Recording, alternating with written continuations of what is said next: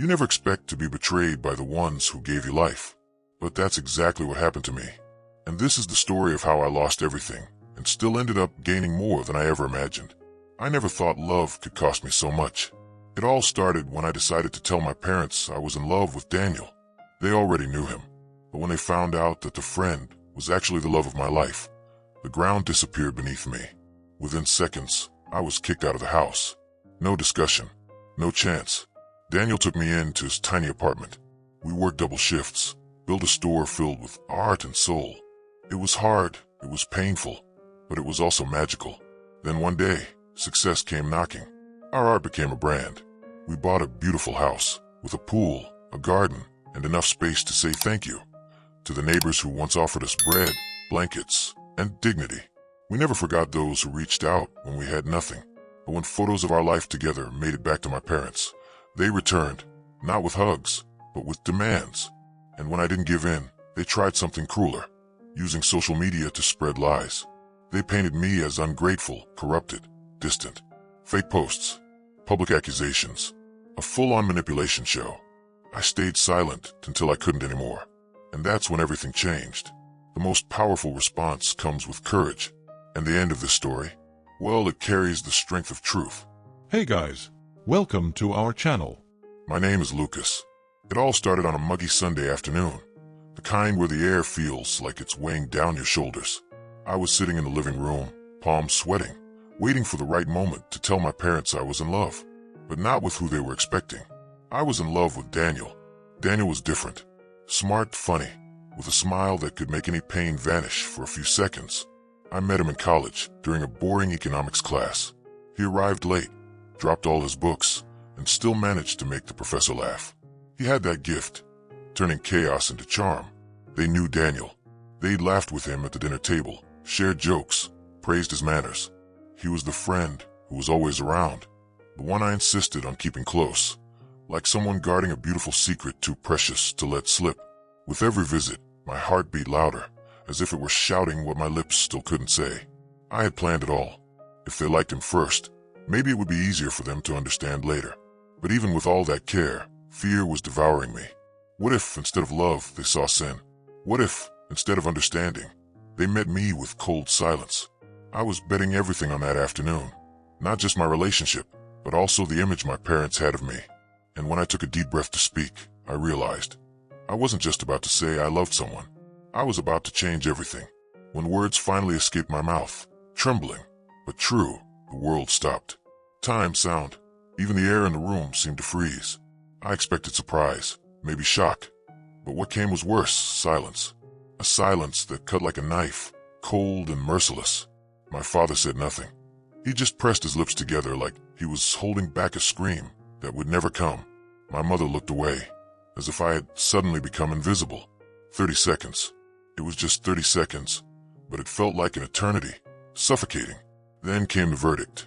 No drama, no tears, just one dry, final sentence that hit the air like thunder on a clear day. If you've chosen this path, then there's no place for you here anymore. In that moment, I understood what it meant to be ripped from your roots. It wasn't just being kicked out of the house.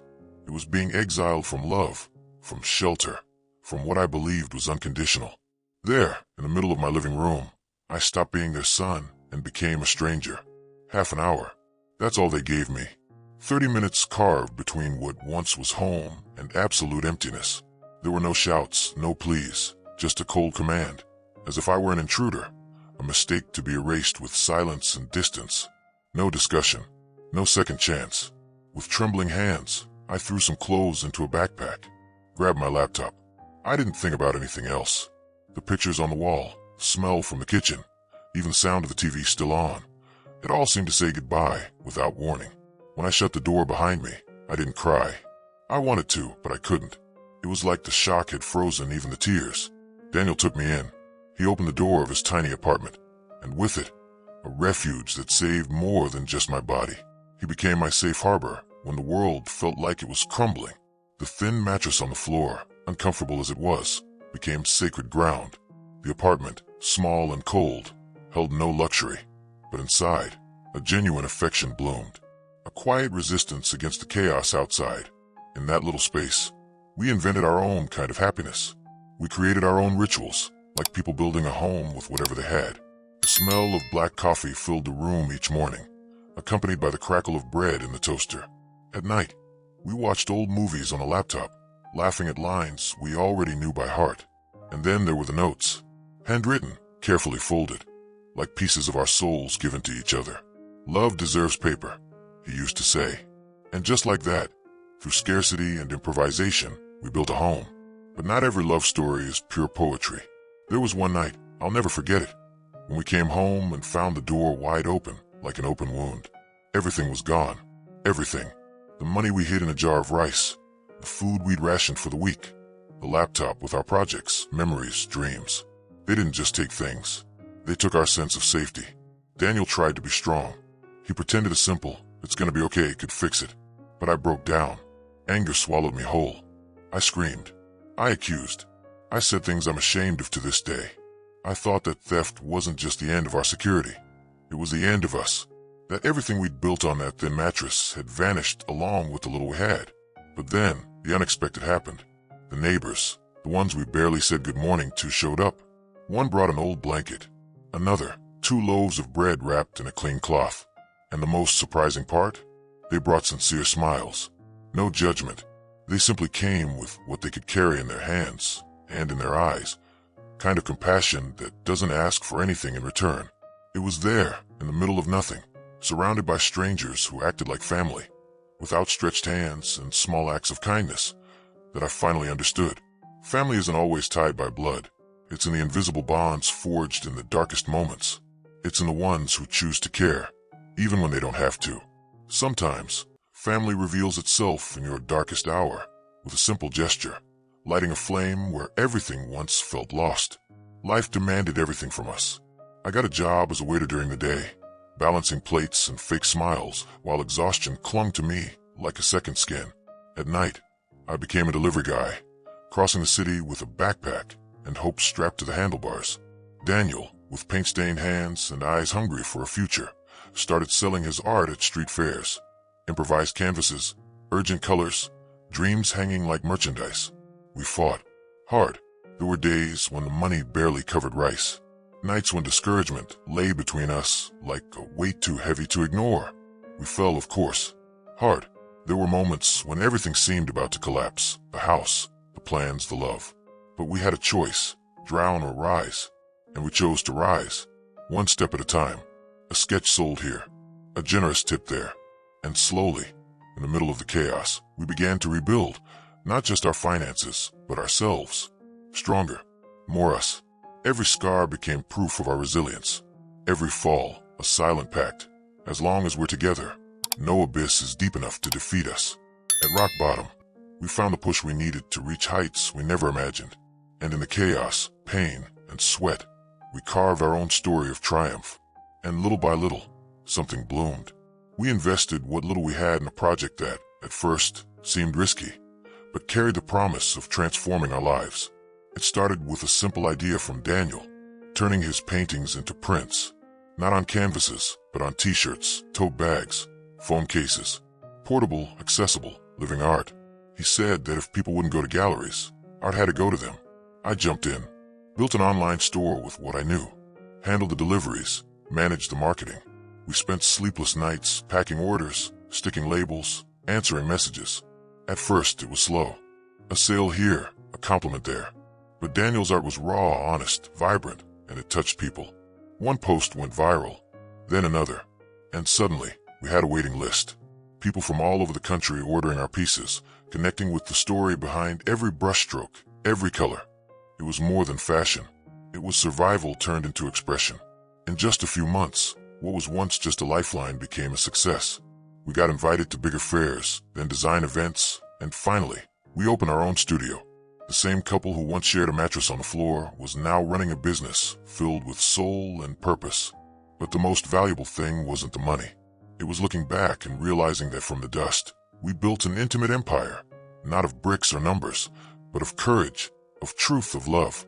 Because sometimes, true wealth comes when you stop running from pain and start using it as raw material to rebuild.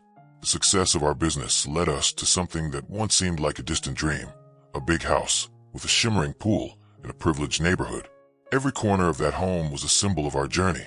The battles we fought, the scars that shaped us, and the strength that carried us. With hard work and faith, we bought that dream house, with a garden that looked straight out of a movie, in a neighborhood that used to exist only in our imagination. But we never forgot where we came from. Never. On our rare but precious days off, we'd open our gates and welcome those neighbors. The ones who once shared bread, gave us blankets, and above all, gave us dignity. They had no obligation, but they were there when no one else was. On those weekends, gratitude guided us. We invited them in, those neighbors who were more than friends. They were family. Poolside barbecues turned into celebrations of survival. Laughter and memories flowed through every conversation, and every toast was a tribute to the kindness that once sustained us. Sometimes we hosted more intimate dinners, with the aroma of carefully prepared meals mixed with the warmth of shared stories. We never forgot what they did for us. We never let time erase the gratitude that burned in our hearts. Success brought us comfort, but it was friendship and love that truly made us rich forever. Our old neighbors posted pictures of our get-togethers online. They shared stories, photos, and joyful updates. Those images eventually reached my parents, like an unexpected revelation. That's how they found out I hadn't just survived. I had won. The memory of that fateful night still burns in my mind. If you've chosen this path, then there's no place for you here anymore. Every word was a blow, a wound that still hasn't fully healed. And then, like ghosts emerging from the shadows of the past, my parents reappeared. Not out of longing, not out of sincere regret, but lured by the irresistible shine of the wealth we now had. That's when the calls began. First, my mother, then my father. When they realized I wouldn't pick up, the messages came pouring in like an avalanche, long, loaded with demands and emotional manipulation. Family is family, and even you have to understand, we only wanted what was best for you. Hints that they'd always loved me, that they were just confused before. But I knew the truth. Real love doesn't bend to convenience. I read every message, but didn't reply to a single one. They even sent emails. I left those unanswered too. But the moment I didn't cave in, their true feelings came rushing back. Then came the absurd accusations that I was being ungrateful, that money had corrupted me, that I owed them everything. The same people who turned their backs on me at my most vulnerable. They want to enjoy the life I built with my own hands, the one that began with rejection, pain, and resistance, but blossomed with love, resilience, and truth. They kick me out for being who I am. Now they knock on my door for what I have. But I've learned, home is where love lives, and my house today is full of it. My story no longer belonged to them. I thought my silence spoke loud and clear, that I wanted no more contact with them, and that they would finally leave me in peace. How wrong I was. When the calls went unanswered and the messages ignored, my parents did something I never expected. They took it all to social media, turning it into a stage for their twisted narrative. It started with vague posts, the kind dripping with fake morality, self-pity, and empty phrases. We always loved our son, but he abandoned us without explanation. After everything we did for him, now he ignores us just because he's rich. Money really changes people. Children who forget who gave them everything are digging their own emptiness.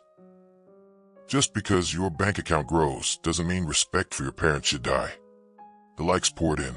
So did the supportive comments, mostly from people who didn't know the truth, but always sympathized with the traditional family image my parents worked so hard to maintain.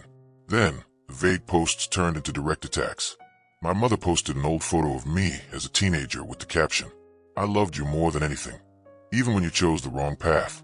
But today, my son doesn't even recognize me anymore." Another old family photo was captioned, "Memories of simpler times when love was enough." Has he forgotten that? My father, more direct, made a video talking about ungrateful children who distanced themselves from family out of pride and arrogance. He cried at the end, cried harder than he did the day he kicked me out with a broken heart. They claimed they were being abandoned, that they were sick, lonely, and neglected. They wrote that I forbade them from seeing their grandchildren, who don't even exist, and hinted they were victims of parental alienation, even though they'd never shown the slightest curiosity about my life with Daniel. The peak came when they shared a collage of my old photos next to recent ones, pulled from neighbors' posts, suggesting that my life of luxury was built on disregard for Christian values and betrayal of the parents who gave everything. The comment sections became battlegrounds. Some friends and relatives defended me, pointing out my parents' hypocrisy, while others, swayed by the posts, questioned my character. Things escalated when my parents started fabricating stories, claiming they had been emotionally abused by me. He turned his back on us when we needed him most. That's not what we taught him.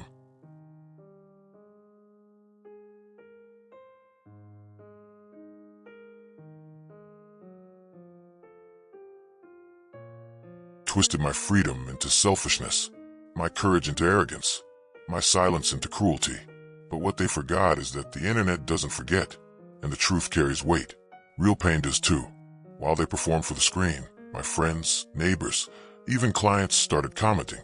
People who saw our struggle up close. People who knew, who lived it, who witnessed our journey from the ground up. And slowly, the masks began to fall. Their attempt to recast themselves as victims became just another sad chapter in a story that could have been different if love had existed from the start. My parents tried to rewrite the past, to erase their own actions and paint themselves as martyrs. But I knew the truth was on my side. I had been silent for too long. It was time to act. With every lie they posted, every fake tear, every desperate attempt to flip the script, I felt the old pain knocking again. That raw pain of being kicked out just for loving who I love. But now, it was mixed with something else, outrage. Because it wasn't just about me anymore. It was about Daniel, about the friends who took us in, about everyone who knew the truth and was being forced to watch our past twisted in public. So I responded, not with shouting, not with hate, but with the truth. I made a video. Eyes steady, voice clear, no filters, no effects.